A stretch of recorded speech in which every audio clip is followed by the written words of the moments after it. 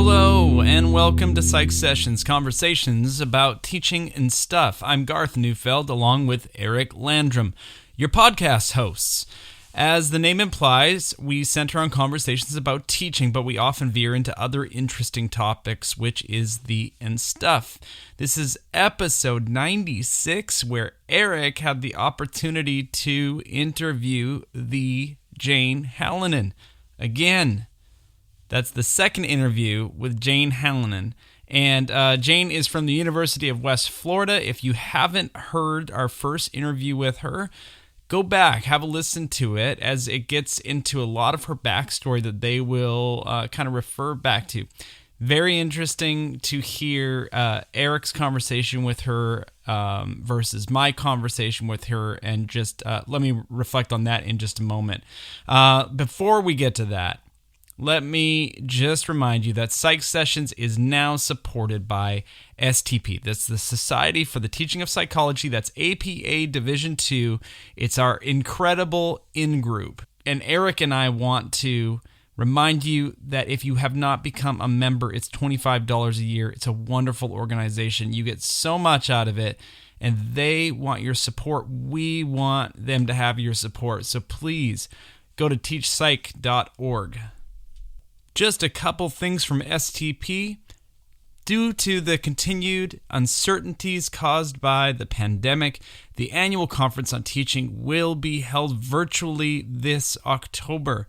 Please visit teachpsych.org and check under the Conferences tab for further information. And a huge congratulations to STP's newly elected officers, Linda Wolf, President-elect, congratulations, Linda, and Stephanie Offel, Secretary, Angela Legg, Vice President for Programming, Bill Altman, Vice President for Resources, and Maureen McCarthy, Division 2's representative to APA Council. A huge congratulations to you all. One of the things that we want to make you aware of is an upcoming mini-series on Ask Psych Sessions, where Marianne Lloyd is talking to instructors who are seasoned in dealing with race issues, diversity issues, and anti-racism in the classroom and in general higher education. So please stay tuned to Ask Psych Sessions, as those will start to be released next Tuesday, 1 week from today. Now, back to Jane Halonen. Jane Halonen has got to be one of the best people I have met in STP. One of the most generous, one of the smartest, one of the most straightforward. I think she'll like that. That's a little preview for you into this episode. And I would consider that I have this very special relationship with Jane. It's very unique. She has worked her way into my professional story, and it didn't take much, but I'm so grateful for all those interactions, and really for giving me the first bump in my career outside of my institution. And so, but when I'm thinking about Eric and Jane, it's just a whole nother level. Eric and Jane have known each other for over 30 years. They've known each other for over 30 years. I won't tell you how old I was when they first met. And that's not to make them feel old. This is to say, this is a relationship that goes back. These are topics and conversations that have a rich and developed history. When these two talk about assessment in this episode, my ears perk up, because we've got two pros who have been at it for a long time and who still... They say it's just language. I think that's what they settle on, but I think they really do disagree some. And for me, that's where the richness of a conversation like this really is. They're old friends, and so the conversation is different. When I think back about my interview with Jane a couple of years ago, it is from an early career perspective. Although somebody told me recently that I've firmly planted myself in mid-career. But I really did feel like early career when I was interviewing her. And we do this really nice chronology of where she came from and how she, got to where she is. And It's a lot of tell me about yourself, but this is a really nice conversation because Eric goes to the next level. He's got this history with her where he can ask about things that happened in particular places and gives her the opportunity to really go deeper into a couple of those stories. Some of the other things that they discuss is what they're doing together, and this is back in November, and they're at the University of Michigan together in November at a Bill McKeachie Memorial celebration that the University of Michigan hosted. And so they both attended. Bill McKeachie is very dear to them both. For Jane, he was a mentor. He gave her opportunities, and she tells stories about first meeting him, about the first time that she asked him to endorse something that she was working on. And these are just wonderful, heartwarming stories. I got to meet Bill McKeachie before he passed away, and a lot of that was due to Jane organizing things. And she wasn't able to make that trip with us, but was planning on it. And I would have loved to see them in the same room together because I know that she sees him as much more than a colleague, and even so much more than a friend. There is just a genuine love between them, and she talks about him with such respect and admiration and joy. And it seemed like whenever she was in his presence, she remarks about this, that it was an opportunity to learn. And I suspect she was learning more than just psychology. I think it was an opportunity to learn about being human and being compassionate and kind and being prolific and all those other things that Bill McKeachie was. And so that was really special to hear about. Eric's got his own past with Bill McKeachie, maybe not to that extent, but they both wrote articles about Bill McKeachie's life about a decade apart, and they're going to talk about that a little bit as well. Eric really walks us through Jane in her early career and helps us to understand that the Jane Halonen that we see today, who has written so many books and articles, who's given so many talks and organized so many committees and task forces, that this Jane Halonen was once early career Jane Halonen. And they get into some really interesting conversation related to early career decisions. One of those conversations is about, and maybe a few years into teaching, is about her participation with STP. And she would become a president eventually of APA Division II, but the first invitation that she was given was to be the head of the awards committee for STP, which she declined, which she thought was pretty funny because she wouldn't recommend that early career folks decline things, except what I thought was really funny, what I thought she was going for is now she has an STP award named after her.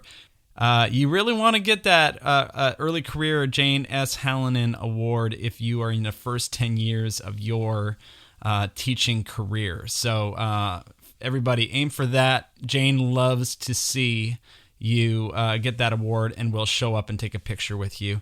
I know that has happened every year I've been involved in STP. Jane, we love you over here. We think that you are a gift to the teaching of psychology. You're definitely a gift to us as friends, as a mentor, and it's so nice to hear you. It closes the distance during this pandemic to hear these voices of our beloved colleagues. The last thing that they talk about in this episode is, well, second to last, is Guidelines 1.0, 2.0, and 3.0. That's Guidelines for the Psychology Major, APA's policy document. And they talk through that, give a little history on it, which they will be working on very, very soon together with a task force of people. And the last thing that they talk about is their relationship. And Eric and Jane have a really nice moment, and you'll have to stick around for that because it was extremely touching to me. And I think I'll leave it there. So enjoy this wonderful interview, Eric Landrum with Jane Halonen. This is a very special edition. They're all special, and maybe our guests can help me figure out a way to not put myself in those sticky wickets. I'm with Jane Halonen. Good morning, Jane. Good morning. It's lovely to be here. We happen to be in Ann Arbor, Michigan, and maybe we'll talk a little bit about why we're here. We've always known we'd have repeat guests, and in a way, Jane's already been a repeat guest. She was with Garth on one of the very early episodes. Yes. And then you were featured with Randy Smith on our one and only live event to date. Which was great fun. It was great fun. And then you also were part of two Charles Brewer tributes. That's correct. So you've been a repeat guest, but you're our first repeat guest who has sat down for a one-on-one, so to speak. So I feel honored. Thank you. Yeah. I was going to make a joke, but we honor you. We truly do. So I don't. How much time do we have? Hour and a half, 2 hours. About an hour and a half. We have an hour and a half. There's so many things I'd love to talk to you about. Maybe we should start reverse chronological. So what did Bill McKeachie mean to you? Oh, well, or should we start with a softball? No, I think in view of the fact that we're in Ann Arbor right now in a lovely bed and breakfast. At the tail end of a celebration of McKeachie's life, I think that's a perfectly appropriate place to go. You and I were both part of a memorial tribute that the University of Michigan sponsored that brought relatives and colleagues and friends together for a day-long celebration of what Bill had contributed to make the quality of life that people had so much better. Right. And that was, I'm sure you'll agree, that was an amazing experience to be able to hear the impact of Bill. Yes. So my personal impact is I really see him as the guiding light of my career, not just as a teacher, but as a researcher. I was just so, we're going to use the phrase lucky, which I'm sure we'll have some conversation about given past podcasts. When I started my job at Alvernoid so long ago and realized I didn't know what I was doing, and big time, I mean, I really didn't know what I was doing. I had enthusiasm, but no strategies for teaching. I went to the library, and truthfully, I probably picked the smallest book, hoping that there were gems in, and I pulled Bill's book off the shelf. And of course, it answered everything that I was facing and more.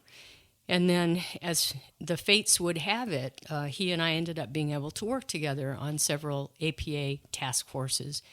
And I became not just a fan, but a sticky fan, I like to call that. You know, whenever I had a chance to be near him, I would seize that moment, because whenever you were in his presence, you were going to learn something.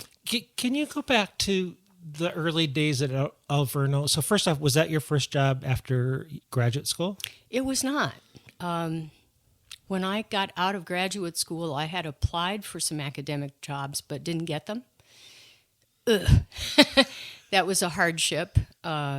But on one of the job interviews that I went on in Chicago, I did an internship in Chicago, so my husband and I were stationed in Chicago. He was working as a studio manager there.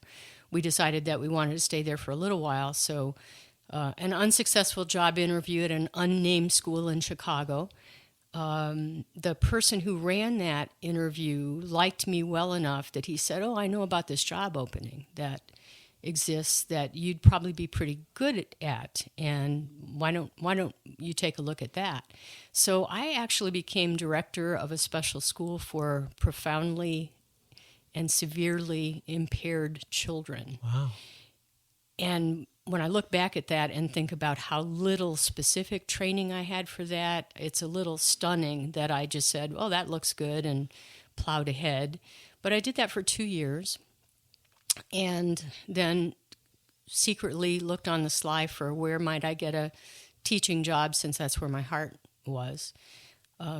Ironically, the man who recruited me for that job was the consulting psychologist for the school. And he was reading one day and said, well, here's an interesting job. And he read the job ad about Alverno, and he finished it, and then he looked at me and said, oops. And so I said, no, that does sound kind of interesting. And I applied and fortunately got the position. He said oops because he knew that he was about to lose you. He did. There was just that moment of telepathy or clairvoyance or something that this might have been a mistake to read that out loud. So I think it'd be interesting for our listeners to just think about for a moment that there was a time that you were a novice. Mm-hmm. Because I think we don't think about that. I don't think we think about Bill McKeachie or Charles Brewer ever as a novice starting out. We think of them in their end state, not as the beginning state. Mm-hmm. So there was a time that, so we had a conversation yesterday. Can you talk a little bit about, so. I know there's a question in there somewhere. Yeah, there is. So if you hadn't gone to Alverno as your first academic job in higher ed, do you think you'd be the assessment guru that you are today? I do not. So it really shaped that experience at that very unique school, shaped where you would go in your professional research career. Yes, I would give full credit to Alverno for helping me move from someone who didn't know what the hell was going on to someone that has a pretty strong reputation about this field in assessment. I do know that I would have been drawn to active learning strategies, and in fact, I remember the moment that I first thought, I wonder if I could be a teacher. And that was in college. I had a creative biology teacher that allowed us to design our own final exam, which I thought was fascinating. And I had so much fun doing it. I thought, well, isn't this an interesting way to allow people, because you'll see the motivation, you'll see the depth. Mm-hmm. And then I put that aside because I was headed to be the world's greatest clinician instead. But even on my internship, the place that I was happiest during the year of intern work was when I had the responsibility of doing an in-service for my other interns. Wow, that was instructive. So by the end of my clinical internship year, I knew I wanted an academic job. But that earlier experience with active learning helped me take stock for what is it that made the learning stick the best. It's when I wrestled with things. And in lecture classes, I can memorize. Right. I was a good note taker, but I don't think that learning stuck. I can't remember if we've had this conversation or not before, because we've had one or two. Or 10 or 40. or 1,000, which have been delightful for me. Do you think your training in clinical psychology has made you a better teacher compared to if you had been trained as a developmentalist or a cognitive psychologist or whatever? I think it probably has. Me too, by the way. And I would throw in that the research that I was engaged in graduate school and slightly after that was developmental psychology. So if you combine clinical skills with understanding the nature of the humans that you're teaching, it's bound to make you a little bit better in the design that you take on and also in whatever empathic kinds of responses you might have for the life stresses that students have. Yeah, I think maybe I realized that about you. Well, I don't know. Actually, maybe I do know exactly when. Maybe it was at APA 2019, watching you part of an improv and realizing, oh, look at those clinical skills. Oh, look at that. Look how she handled that. Oh, yeah. Yeah, that helped tremendously in a situation where it could have been a sticky situation, and Oh, look at that. The clinician just kicked in. You might have to explain what that situation was. I actually don't remember the exact. Do you remember the exact detail? It was, we were role playing something that had happened in a classroom that someone had contributed on a note card. I actually don't remember. Oh, I think I do remember the exact now. one. I do remember it, and it will turn the podcast X-rated. We can mark it explicit. Yeah. That's fine. It was in our improv workshop that we did with Jen Dyer Seymour and Garth Neufeld. We asked people to identify complex and turbulent situations that they had, and then proceeded to use improv strategies to help them figure out other ways of resolving those difficulties. In particular, trying to get people to embrace what we lovingly referred to as a yes and standpoint. And I think we were all optimistic about how that was going to go until we had the submission of the student who wanted to talk about his penis size. Wasn't that the one? I think that might be yeah. it. Yeah. And I remember looking at you and thinking, look what you've gotten me into this time. This time, yeah. I like that. But at the time we were asking audience members Right. to act out that. And I think the audience member who was in that situation was giving deep thought to how she wanted to engage that. And I think you kind of tapped me on the shoulder and said, "Get in there, Jane." And first off, so I love your imitation of my voice. And I'm going to have Garth clip that as my ringtone. Okay. Get in there, Jane. Get in there, Jane. Get in there, Jane. All right, I'm sorry. Go ahead. That's all right.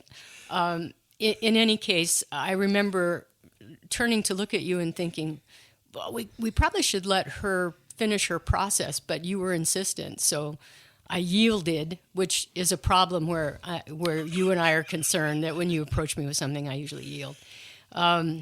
Yeah. It hasn't been a problem lately, has it? No, let's put a pin in that. We'll circle back to it. It's been delightful. Yeah. But I think I sat down and opted to treat that as something that was collaborative with the student, which is, when you're trying to build a bridge to a student with somebody who's worried about penis size, that's a hard bridge to build. Right. But then the interaction worked out really well. Taking that stance. Yeah, but that's because I think you had a method and a plan for it to work out really well, whereas the rest of us mere mortals might not have that plan because we don't have that built-in skill set. And I think part of it, honestly, is we might not have that confidence that we know it's going to turn out. Okay, so the only correction I would make in that is you're assuming I had a plan, and I actually didn't have a plan. Yeah, but I think don't you think that's where that clinical training skill set comes in? Maybe you didn't have an overt plan, but don't those skills then kind of kick in? Absolutely. I'm going to say expert judgment, that 10-year window compilation of what happens, certainly. But I mean, it started out with, I'm just going to do some simple reflection and try to get underneath this. But certainly not a plan of an elaborate nature. Yeah, but that you knew I'm going to do some simple reflection to try to get underneath this. Okay, that does sound like a plan, doesn't it? It kind of does, and I'm not so sure. Here's what my plan was: Jane, get in there. Jane, get in there. My plan was I knew the person that if this went south, I kind of know who can solve this for us. Well, that's nice. That was my plan is surround yourself with people who can do great things and then they can fix it. Yeah, that's a philosophy I endorse too. Surround yourself with people who are smarter than you. Yeah, you can. yeah. That's what I like too. Yeah. So I don't want to leave our Bill McKeachie conversation just yet. Do you remember the first time you met him in person? I do. Would you mind telling that story? I'd be happy to. I had been encouraged to look Bill up, is the way my dean put it. I was blessed with maybe the smartest, most wonderful dean you could have. Her name was Austin Doherty at Alverno. A Franciscan nun with a big heart and just wonderful instincts. She said, I think if I know you've been reading Teaching Tips, but Bill's going to be at this conference that you're going to, and I want you to give him my regards, which I think was her way of making sure that I connected with someone. I'd have a reason. As a young instructor, people tend to be a little bit more hesitant to make those connections. But now I can go to him and say, oh, Austin says hello. So that was my agenda for that meeting. And it would have been in Atlanta, so that might have been 1986. I approached him at the what would have been Division II social hour and talked with him. And ultimately asked him if he would consider writing a preface for my very first book that I edited. Boy, you talk about bold. And Bill, being Bill, he said, oh, I would be honored to do that. And so ultimately, we ended up securing him as an endorser of the book. And I think he actually liked the book. I don't think that was anything that he was doing as a compliance with social norms. So what book was it? It was a book that grew out of a FIPSI grant that Alverno got to explore critical thinking in the disciplines.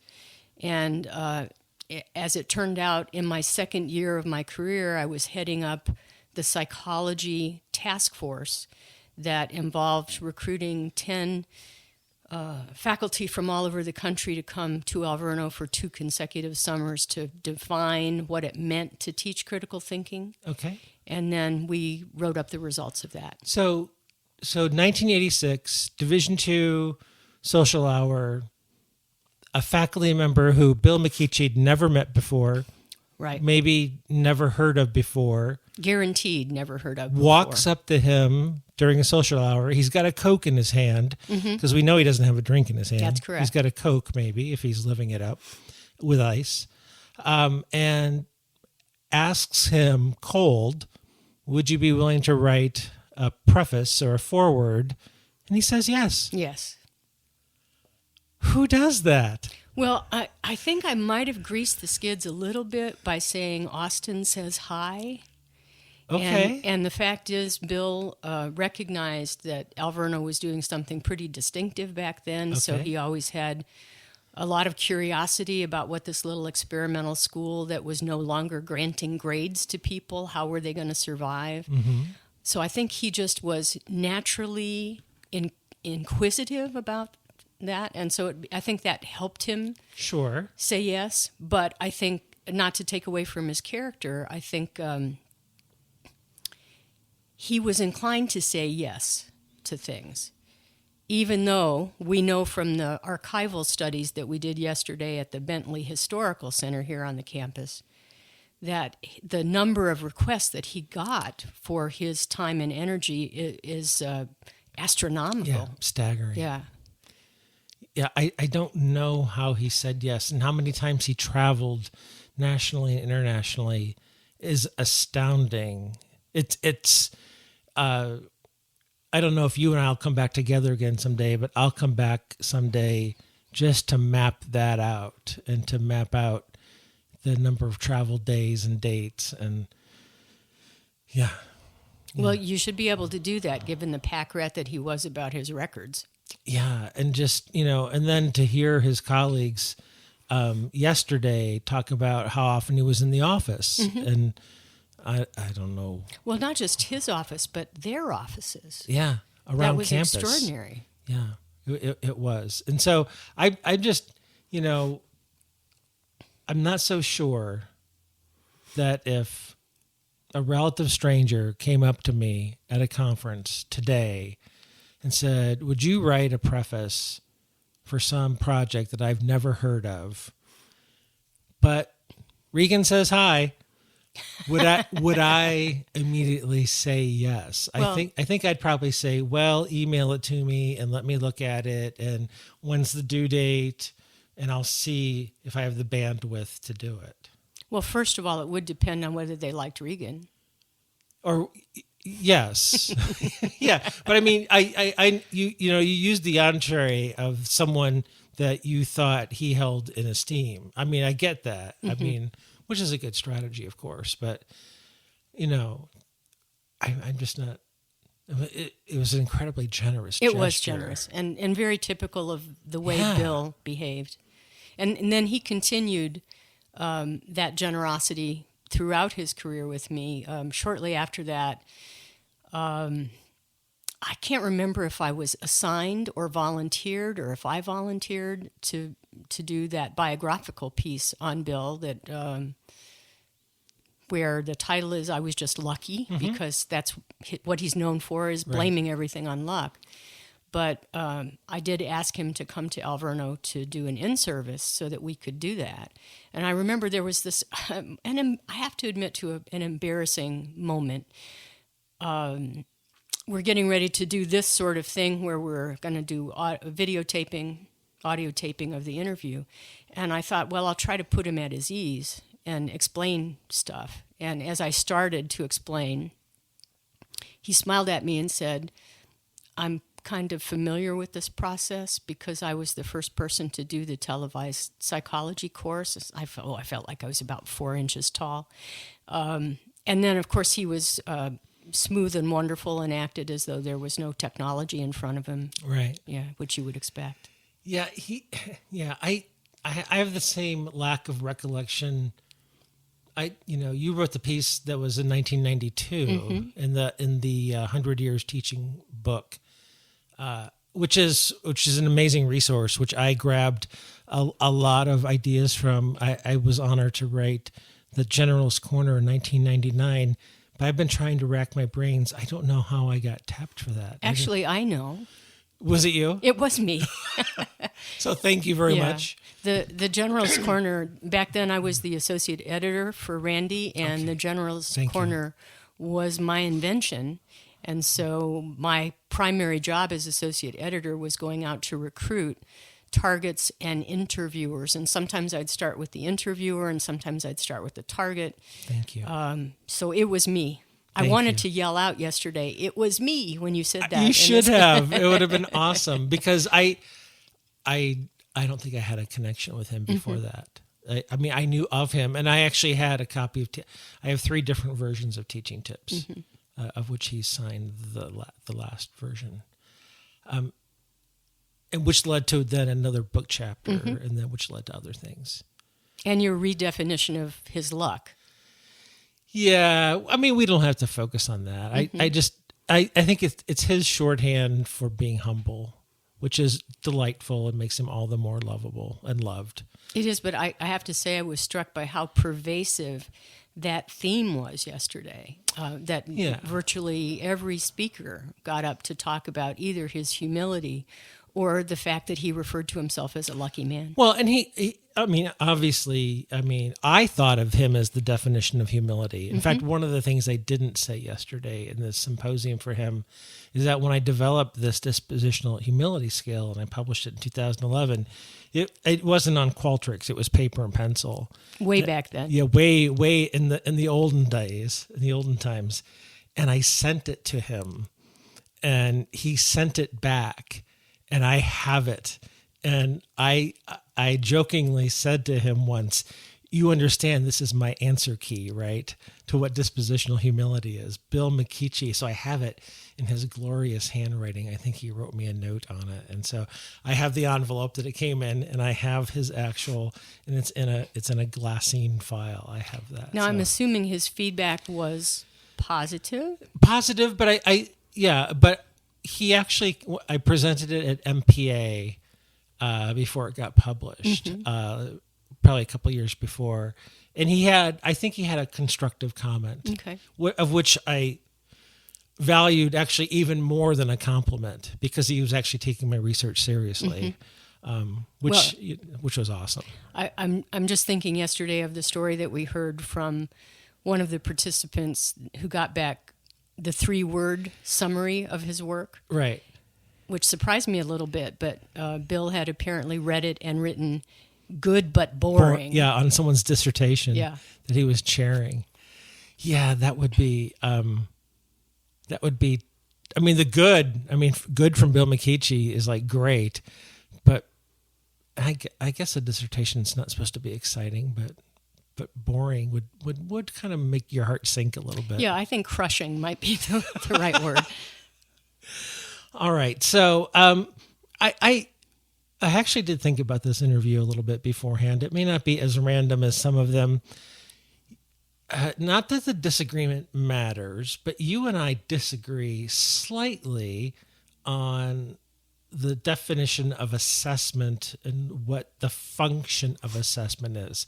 So I don't want to focus on my definition. I would love for you to talk a little bit about what you see the role of assessment, how you define it, your big picture thoughts for our audience, please. Okay. I'd love to talk about assessment in Janeland. Yes. And where things are perfect. It's not Jane World, it's Janeland. No, it's Janeland. Okay. It's Janeland. Okay. I do know that my experience at Alverno shaped how I think about assessment. And as it turns out, back in those days, Alverno did a substantial amount of faculty development, which in the early days for me was glorious because I was a sponge soaking up everything. And everyone at Alverno functioned like an educational psychologist. So everyone knew about the Kolb learning cycle, and everyone knew about Perry's work, and everybody knew about, it seemed to me they knew about everything, which was one of the reasons I felt like such an imposter when I started out. But that meant faculty development before the semester began, faculty development in the interim between semesters, and a 2-week faculty development period after the semester is over. And on top of that, faculty would be charged with writing narrative transcripts for all of the graduates. So the workload at Alverno was pretty substantial. What I acquired in those early days was a kind of view of the world that sometimes people referred to as you'd become an Alvernoid. Yeah. Okay, sorry, I haven't heard that one. Not everyone likes that term. I think it's kind of funny, but the thrust of our training was that you do assessment because it helps students learn, and usually the Latin essere would be invoked. It means to sit beside. And so when you are assessing someone, you are sitting beside them in the hopes that the feedback that you're providing for them will make a difference and, in best cases, be transformative. So that's the core of the way I think about assessment. And unfortunately, especially over the last couple of years, the nature of assessment and what it's used for, especially when it becomes part of performance metrics, really removes us from that fundamental, can you do something with students in feedback that helps them learn? So when I'm giving an assessments, even now when I assess my students, my assessments aren't just, I'm not just measuring them, I'm giving them an opportunity to learn through the measurement. And so that may be idealistic, but I think it does not fit with that strategy that you do assessment so that you can figure out what you're doing wrong or what you can do better or how it fits into department obligations for the annual report. So it's almost like we need better terminology, and this is not an overly unique idea. Because you and I have talked about assessment versus grading. Assessment and grading and evaluation are three different things, but there's probably other shades of gray in there. Yeah. I mean, in fact, let me interrupt please, you there. Go for it. No, please. The difference between assessment and grading doesn't give students a chance to learn anything. Is it a form of assessment? I suppose you can say it is, but just the slapping on of a grade does nothing. That reinforces how did I do in relation to other people, and that tends to encourage the behavior in students that I can't abide, which is grade grubbing. Whereas assessment, what did you do well on this project? What could you have done better if you had to do it over? I usually have to say, I'm not going to make you do it over, but if you had to do it over, what would you do differently? to develop better self-reflective skills so that when students graduate, they are self-directed. So if we stay right there in that lane of giving students feedback in the midst of a semester, what label or term would you use for within that process how faculty might improve? Because I have a different term that I think confuses things. Okay. I prefer assessment is focused on the student. Right. I like the term evaluation, and I know that also gets people nervous, but often the big distinction for me is, are you doing this for assessment to help students learn? Are you doing this to determine if you're doing the right thing, in which case that's course evaluation, that's teacher evaluation, that's program evaluation. And so making that distinction for me in my head, that makes it a little bit clearer. Okay. And I don't think evaluation is necessarily a word that should send up red flags. But unfortunately, in our era, it does. I think there's a you've got grading, you've got assessment, you've got evaluation. I think there's I don't know if that's a hierarchy. Maybe they're not ranked. I think there's a fourth one in there that doesn't have a term. Okay. That is in between assessment and evaluation, which is the use of student performance outcomes for me to improve as an instructor, but is not evaluation of my performance for annual performance reviews. Well, the language that is used in the assessment world for that distinction is formative versus summative. Yeah. Right? But isn't formative versus summative that's for students? Why couldn't it be for faculty? Because I think that you're right, but yes and that but it's really a yes but, folks. I think it just confuses people because we think of formative and summative from a student perspective of feedback. I think that's I don't think we disagree. I just think there's an added level in there. Well, I think the distinction is, do you use the results just for you, or do you use the results to turn into the department head because there's some external overlord that wants to know about quality? It's a yes, both. So in fact, there's an example I give in a talk where I can use grading for a student assignment, but if I use a rubric in Blackboard, I can get feedback on my performance, but I can also give that to my department chair or my dean now, and I can spin that into a rubric report that an accrediting commission would be delighted to have. Because absolutely true. I can link it to APA Guideline 1.3 and show progression over time of what we're doing well or not doing so well. But it has to be well thought out. It has to be pre-planned. It has to be aligned. It has to have all these things. Mm-hmm. That's a lot of architecture. That's why I got thrown off yesterday when we had a delightful assessment geek out moment. We did. In the Hyatt lobby. So when we were supposed to be writing on something. So we were, Woolies. We were. Don't panic. It's all coming together. All right, Jane. So let's go from let us go from Alverno to Jane Halonen.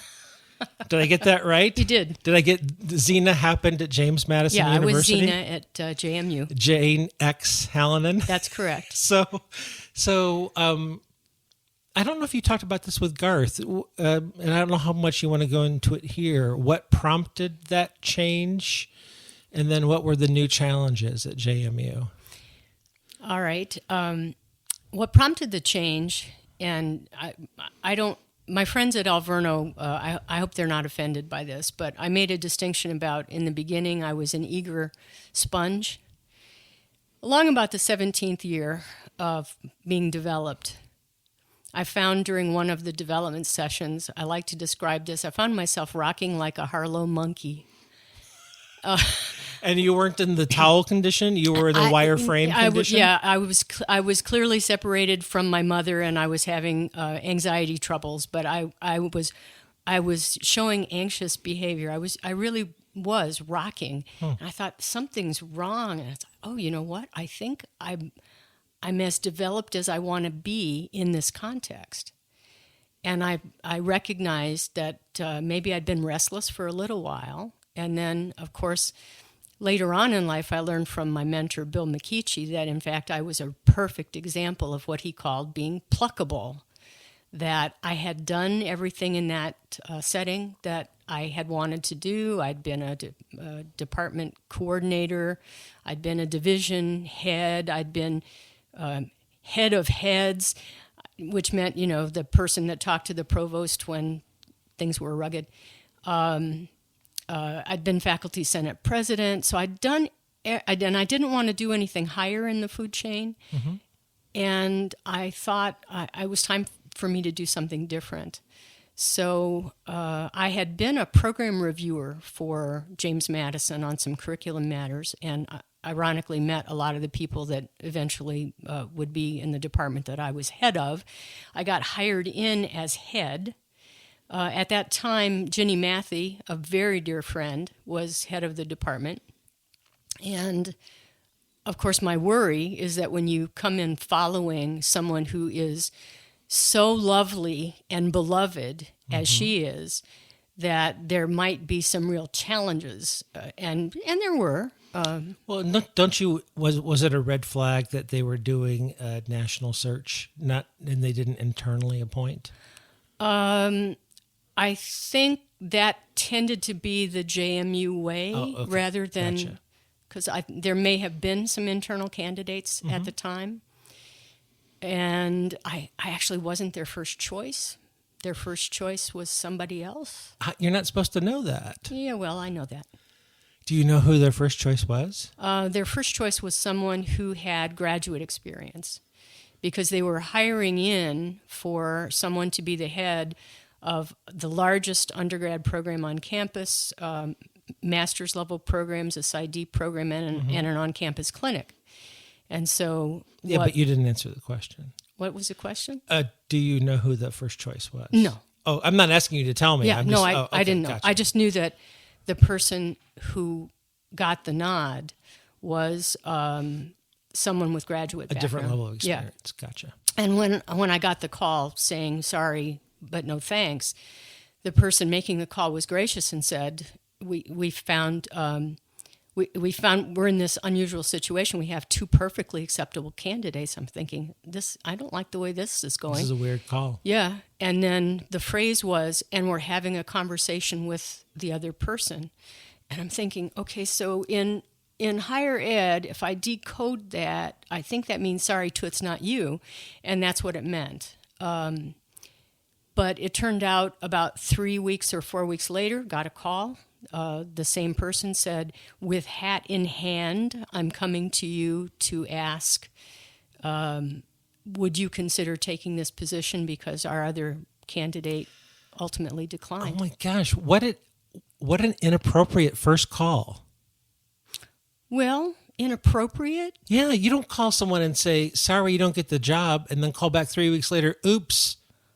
Well, we made a mistake. Yeah, I'm not sure I would completely agree with that, because to say we have two perfectly acceptable candidates, okay, I'm acceptable, just not quite as acceptable.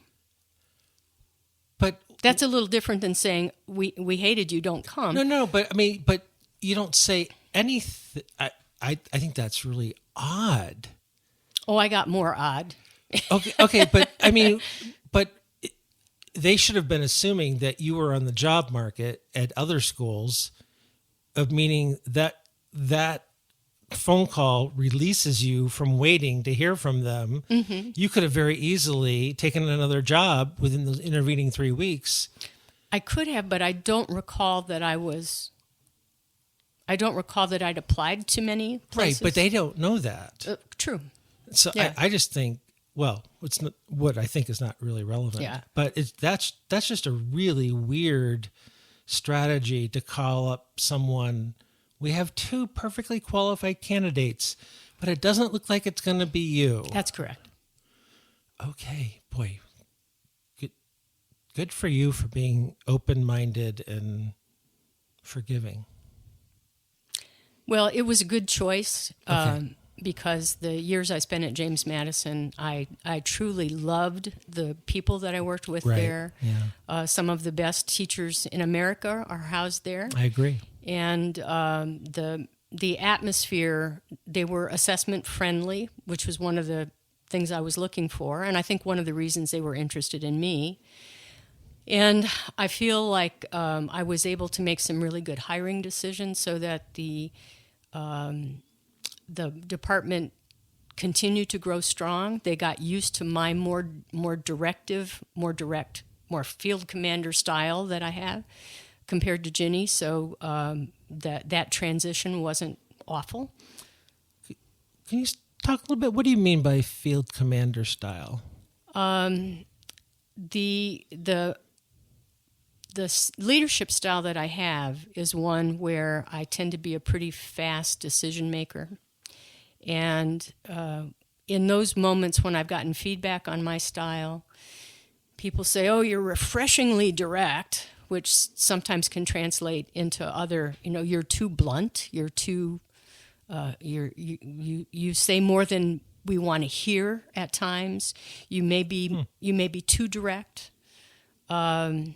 And in particular, I remember it at JMU. I met someone who was visiting the department, and we had this lovely chat. And he said, "You're going to have trouble here." I said, "Well, that's kind of bold. Why do you think?" And he said, "Well, because you've got Midwestern machoism." I said, "Well, please instruct me. What the hell is that?" And he said, "Well, you're from the Midwest where everything is flat and you can see everything. And here, this is different. We sort of live in the mountains and you don't know what's around the corner, so you don't always tell everybody everything that you know." It's like, wow, that's goofy and wildly predictive, that the times that I did struggle tended to be those where that directness of style was a problem. Was that person right about about people at JMU in general? I don't think it was so much JMU as it was the setting. Oh, okay. Yeah. But I do think there was an adjustment contrasting Ginny Matthey's lovely, wonderful, super sensitive style versus, we're very close friends, but our styles of managing are very different. Okay. And how long were you at JMU? I was there for 5 years. 5 years, and you said that when you arrived, you were department head, but did that change to chair while you were there? It changed to school director. Oh, okay. So it went from a department, and this happened after I accepted the job. In fact, I remember at the AP reading, the group that I was working with that year at the AP reading, they were celebrating the fact that I was getting this new job, and they gave me a hat that said head on it. And by the time I got to JMU, the hat was out of date because they had translated. And this was a good move for JMU, that taking the department into school status recognized really how complex the job was. Yeah. So 5 years, and that's about, from what I've read, that's about average of administrators, deans, department chairs, provosts. 5 years is probably an optimal time to be able to get any kind of vision accomplished. Yeah, and so I don't know. We can always edit. You listen enough that we can always edit. Were you? Was it? 17 years, you got the itch. You started to rock back and forth. 5 years at JMU. Were you shown the door? Did you get the itch? Did you start to rock? It is a sensitive question, but let me see if I can answer this in a way that doesn't require editing. Okay. The challenges around my selection to begin with, I had no graduate experience in the beginning. The perception that I was not the right person for managing the graduate programs, I think that tended for one particular group at JMU to become a mantra. Okay. And unfortunately, they were a powerful group. And so despite the fact that my evaluations of performance were really strong, there was a decision made to take the school and divide it into a graduate program and an undergraduate program. Right. Yeah. That's right. And the offer on the table was that I could stay at the undergraduate level as the head, and they would move to do something different at the grad level. And because I thought that was problematic, partly because the glorious Michael Stoloff, who was running the undergraduate program, would have been displaced if I had accepted that offer. I didn't think that was fair to him. Besides, he was brilliant as the undergraduate director, and so I thought that should continue. That would make it more stable.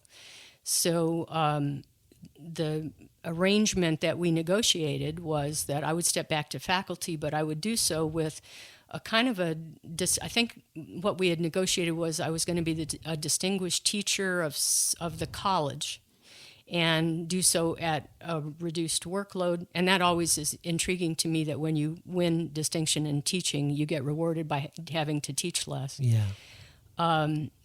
But I frankly knew that didn't feel good to me. And so I needed a different pool to play in. And because I didn't like the way it unfolded, I thought maybe I needed to be at the table. And so that's when I thought I would apply for a dean's job.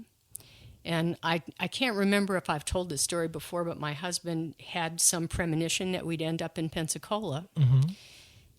A long time ago, 30 years ago. He said, we're going to be in Florida, we're going to be in Pensacola. I said, you're crazy, I don't like Florida. Take your new wife and go, 'cause I'm not going. But he said, no, we're going to be in Pensacola, and I don't know why. But when I saw the ad for UWF, the ad was reflective of the fact there was a brand new president at UWF. It was a psychologist, John Kavanaugh. His inauguration speech really spoke to me. The values were very close to my heart. And so I showed my husband the ad. He said, I guess we'll start packing. And I said, well, I think you got to let me apply first to see. And so he said, no, we're moving. So he turned out to be right, and that was a happy match. Although I also had a kind of a weird story happen with that hire as well. We'd been narrowed down to 3 candidates, 1 internal, 2 external. And Florida is a sunshine state, so if you wanted to figure out who you were up against, you easily could. Well, you either want me or you don't, so I'm not going to do that research. But around the time that I got the call that they were making me the offer, I also got a call from the other external candidate. Yeah, I know, it's really not okay. For the listeners, I just tilted my head in an odd frame. And the other candidate introduced himself, and he said, you know who I am? I'm thinking, no, I don't. And then he said the name of the university they work for, and then I put it together. I knew the other candidate was from this university. And he inquired if I'd heard anything. Well, this is so grossly inappropriate. What the hell? Right? So I said, well, I've been talking with people because I'm not sure where this is going. And he said, well, what does that mean? And I said, well, I've borrowed from my first experiences. I've been in conversation with them. And he said, did they offer you the job? I said, yes, they did. And he said, oh, well, I'm calling because I wanted to tell you that I'm withdrawing. And the reason that I'm withdrawing is, he gave me some rationale. And he said, but I need to warn you that I was told that the administrators were going to ignore what the faculty wanted. And so you might be walking into something that's not okay. So, okay, well, thank you. I appreciate that information. I hung up, conferred with my husband, who happens to have a degree in organizational science, which is really handy in these situations. Sure. And so then I called back the person who'd offered me the job and said, I just had an unusual call.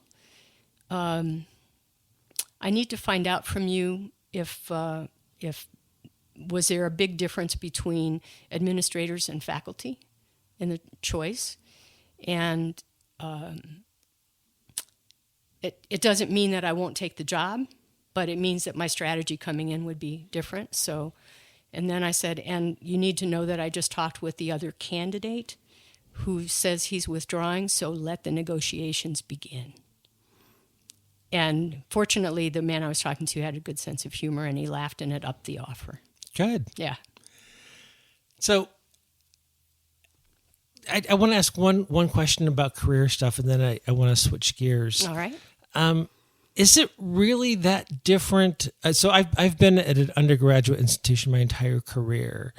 Is there really a big challenge in administering a department that has a graduate program?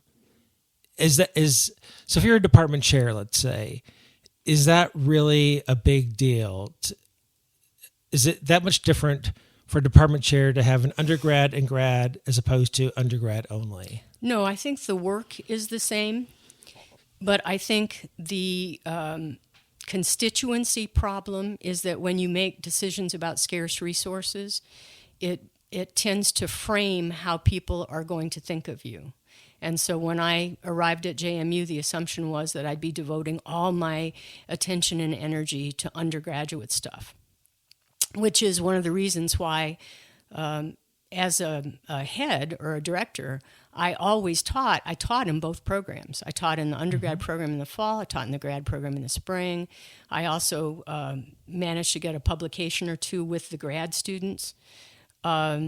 So I think my track record there with grad students was pretty good. My evals were pretty good.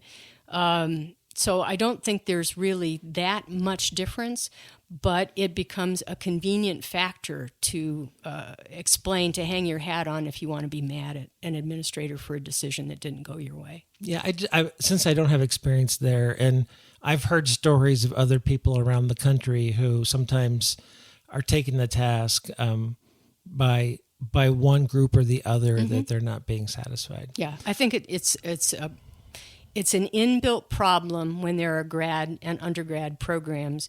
And as well, there's, I have to say, overall, there tends to be a bias that if people are teaching at both levels, most faculty tend to prefer working with grad students, and they may sometimes make demands that they should have reduced time loads, workloads as a result. And sometimes I think those requests aren't really justifiable. Sure. So I want to switch gears. I want to talk about, for a little bit, there's this organization that you've been a part of. I'm trying to think of the acronym. I think it's called APPA. It's APA, the American Psychological Association, yes, that you've been affiliated with just for a few days now. I'm not going to remember the exact phrase, but I think I've said this about you. You are the most renowned author of publications who's not gotten credit for those publications. You know what I'm talking about, right? And so, and I don't know of how much of that comes through affiliation with Bill McKeachie or Charles Brewer or just on your own. Maybe we start with Guidelines 1.0, or maybe it starts before that. Maybe it starts with your Division II presidency. I'd like to talk about where does all of that start, APA and Division II, and I really would love to talk a little bit about Guidelines 1.0, 2.0, and actually 3.0. Yeah, coming soon. To a theater near you. Yeah, we hope. I began my association with APA 1986 when I attended my first conference. I decided to go to Atlanta late, so all of the hotel rooms were taken up, and I had to get a hotel room that required my taking the MARTA to get downtown. And I remember looking at the APA program being completely mind-boggled by how big it was, but I was going to have to make a choice. Do I enact my clinical roots, or do I do my teaching thing? And I decided I think the teaching program looks more appealing to me. So that's the route I decided to go. And I went to my very first symposium. Tom McGovern was running a symposium on, it doesn't matter, whatever he had to talk about was always brilliant. Right. And I had the opportunity to take an open seat next to Maureen Hester.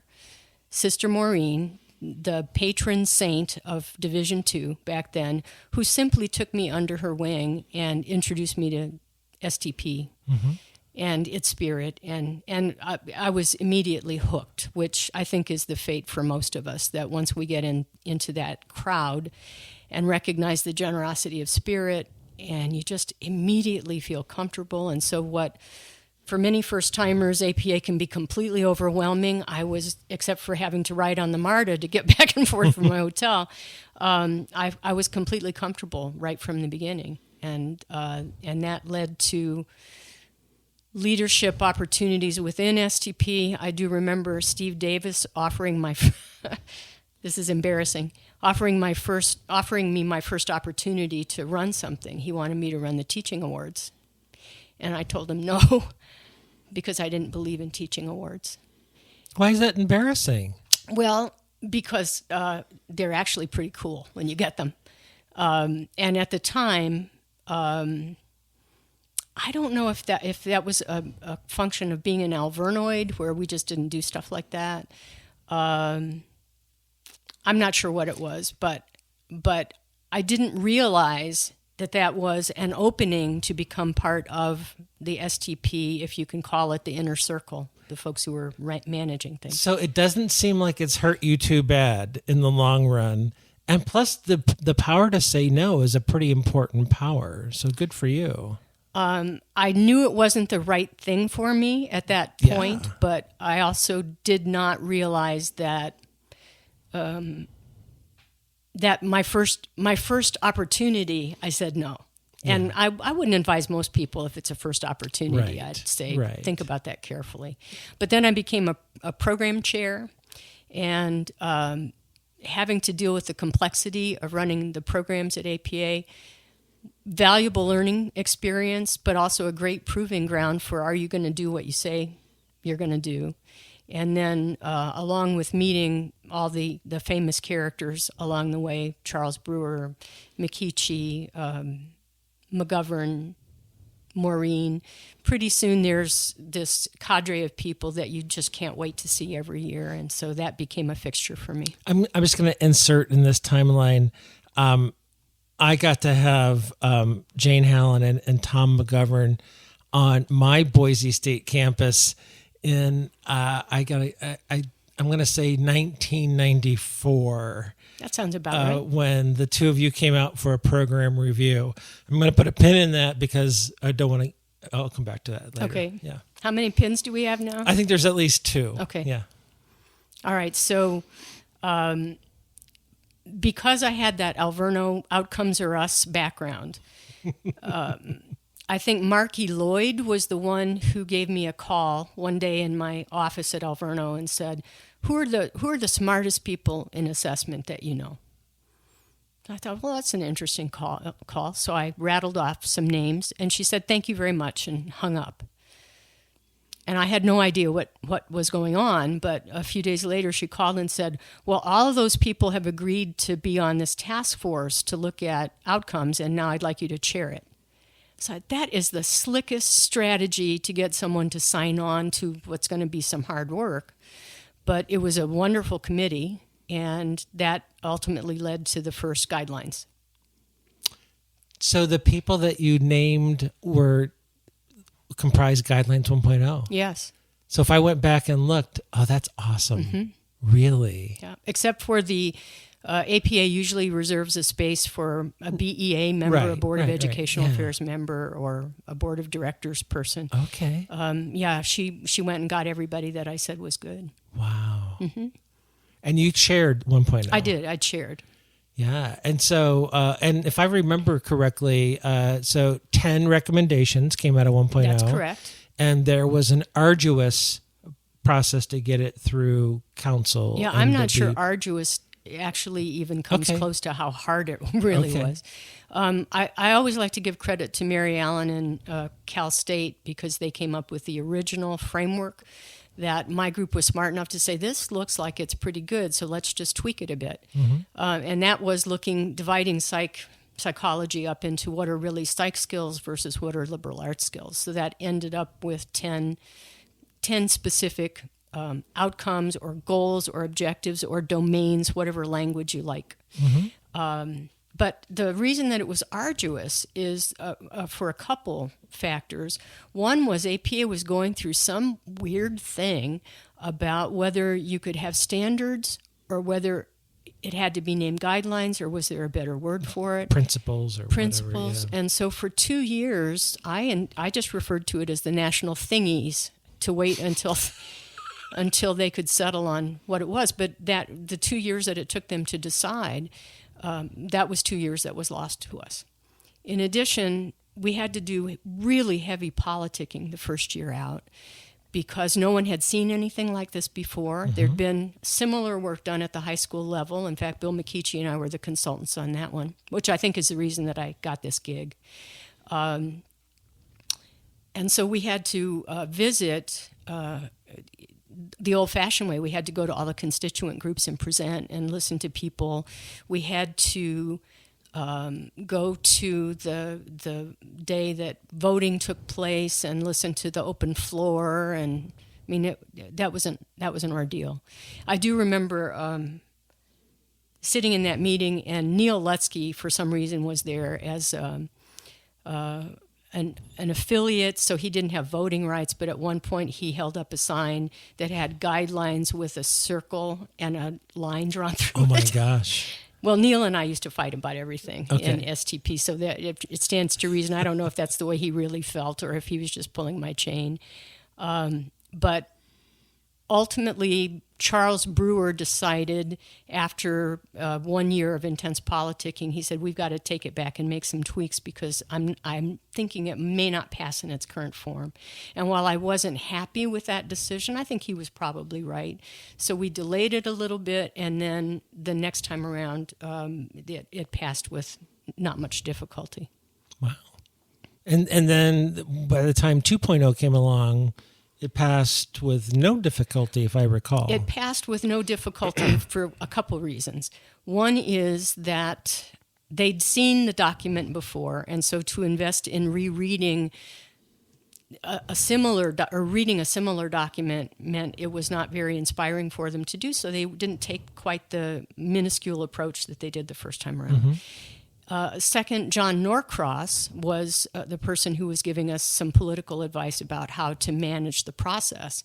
And in fact, when the time came for 2.0, I didn't think we were quite ready to go. But John said, no, Jane, do it now. Do it now. Take the document, get it done.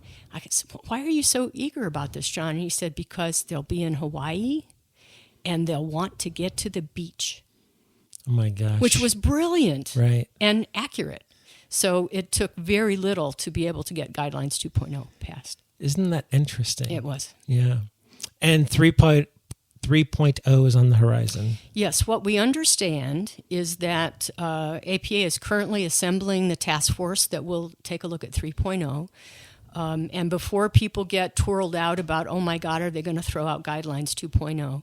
This is a natural revision process that's built into APA governance, that every 10 years, anything that's in policy form needs to be looked at in case the context has changed.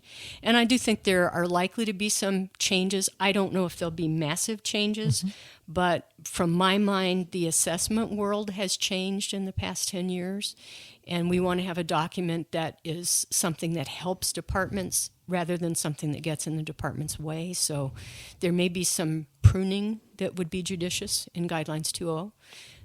As well, we need to be able to figure out how to incorporate the work that's being done by the terrific group that was assembled for the APA Introductory Psychology Initiatives. They've been working on assessment and outcomes. As you know, we've been part of that process. Right. So Guidelines 3.0 will have to figure out how do you make sure you incorporate all good work and still keep the document friendly and helpful to departments? So that'll be the job. And I just want to tell our listeners, we're recording this in November of 2019, but by the time this podcast comes out, it'll be 3 or 4 months later. You might already know about the 3.0 lineup, and the timeline might already be I'm available. expecting to learn who the appointments are probably in the next month or 2 months. Yeah, and is it fair to say that you will likely be leading the charge for 3.0? It appears that, yes, I will be once again taking the chair job. I think that is a very good decision, given your expertise Well, thank you. and the past leadership on that. A couple more topics. I've had you here for a while, and you may be interested in getting up and stretching your legs, but I've got you here if you don't mind a little while longer. Program reviews and going around the country. I did want to circle back to that pin. You've seen some good ones. You've seen some bad ones. I have. What's your... Do you have a big takeaway? Do you have either piece of advice or insights that you have from that process that you could share? Plenty. Okay. All right. I think I've now done, it's probably closing in on 40 program reviews. I didn't do program reviews when I was a dean because I just didn't have the time to devote to it in the way I wanted to. But one of the joys of stepping back to the classroom is, I've arranged my schedule so that I have Thursdays and Fridays relatively flexible so that I can accommodate that, because program reviews are fascinating. From a clinical standpoint, they're fascinating. From an organizational standpoint, and then because I just simply love psychology curriculum, watching what people do to it, both in its glory and the flip side of that, it's just extremely interesting. So the puzzle of it is something that I find very satisfying to do. I have a taxonomy for departments. I have the dream team places where the criterion is, could I be happy here as a teacher? Oh, interesting. Mm-hmm. And then there's the middle group, which is they're doing a serviceable job and students are getting their tuition dollars worth, but no thank you, I don't want to work here. And then there's the, oh my God, I'd rather teach physics than be involved in this department. Out of the 40, how many have been in the bottom tier? I would say fewer than 5. Fewer than 5. And none have been at the level that Ludi Benjamin, who I regard as the person who trained me how to do good program reviews, ironically at Albion College, which is near here. None have been a circumstance where I would want to go to the provost and say, fire them all and start over. That's not pretty. I think Ben was once. But there have been programs that are the faculty have gotten themselves so hopelessly entangled in interpersonal warfare that they've forgotten what they're there for. And the students and the staff suffer, as do the faculty that are investing so much energy in trying to prove themselves right and others wrong. Or that they have simply forgotten that this should be at the very least, it should be a civil enterprise.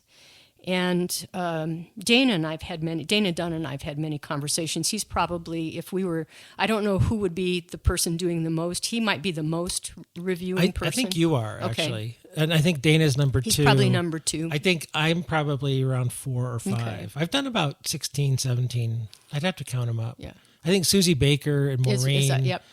I'd put the 4 of you right up there. Maybe I think Barney's done a fair amount. Barney's done some as well. Yeah.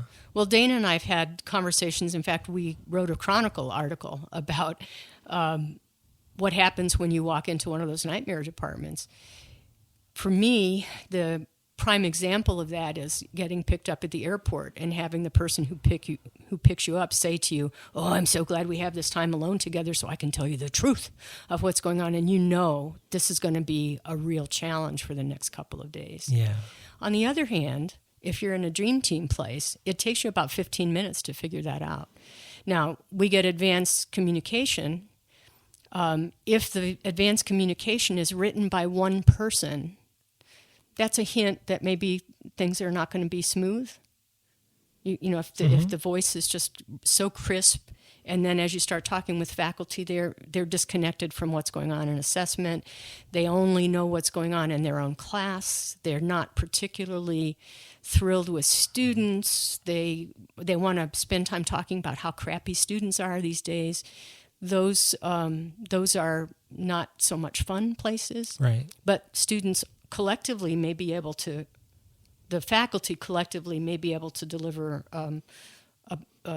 a decent education. But the dream team places are, oh man, hire me now. So I know you'll be professional enough not to mention any names, but how would you characterize the worst department you ever reviewed? I mean, what was going on? And I know you'll anonymize it, and I know you'll be professional about it. Well, how about if I just give you characteristics? Sure. So that will make it stretch across the ones that were problematic. Okay. You mean like the worst one and the second most worst one that you ever visited? Yeah. Okay. The faculty stopped talking to each other altogether. The faculty won't ever meet because they'll break out in fights. I don't think I've ever seen fist fights, although I have seen that as a dean. Departments that have members that try to physically harm each other. That's always fun. Students are negotiated to take sides. Yeah, it's not good. It really isn't, because faculty matters. That kind of politics is not anything students should ever know about, ever. That's right. Disregard of anything that shows people are paying attention to what's going on the national scene. And faculty members who behave like they're islands. So it's not just that we don't talk to each other. It's that I don't care what you're doing, and I don't see what the connection is between what you're doing and what I'm doing. So there's no point in talking about it. Thank you. Mm-hmm. I just glanced down, and we're over an hour. Okay. And so I have so many more things to talk to you about, but I know I can't keep you much longer. So I'm gonna go to me and you. Okay. Me and you. I think 1988.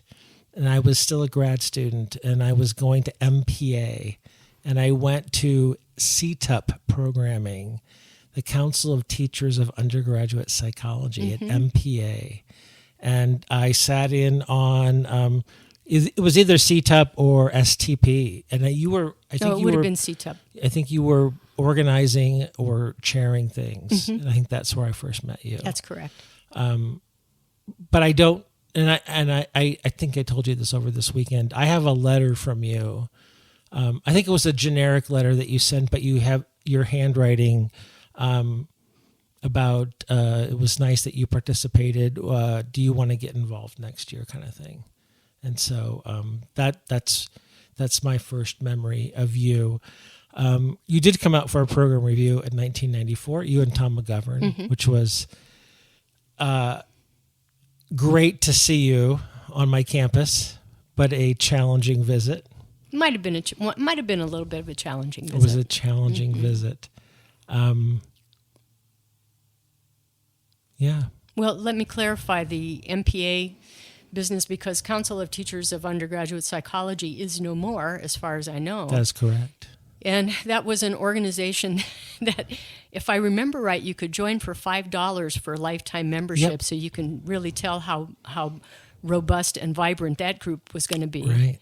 But it was dedicated to trying to organize high-quality teaching sessions at the regional conferences. And in fact, back then, there was a bit of a rivalry between STP and CTUP. STP didn't see itself as having presence at regionals. That's right.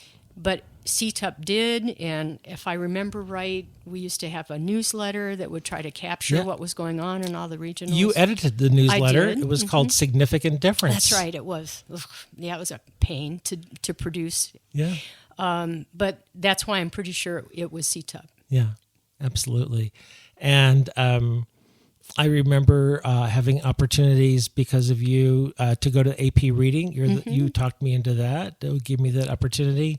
You gave me the opportunity to write test item files for Santrock and Halonen. Oh my gosh, I'd forgotten that. Yeah, you did. Yeah. So we go back a long way. We do. Thank you so much. You're welcome. For everything. Oh, my pleasure. You are my Bill McKeachie. Oh. I was just waiting for that because we were going to spend all day yesterday blubbering, and now here we're going to do it on the podcast. Thank you. My pleasure, Eric.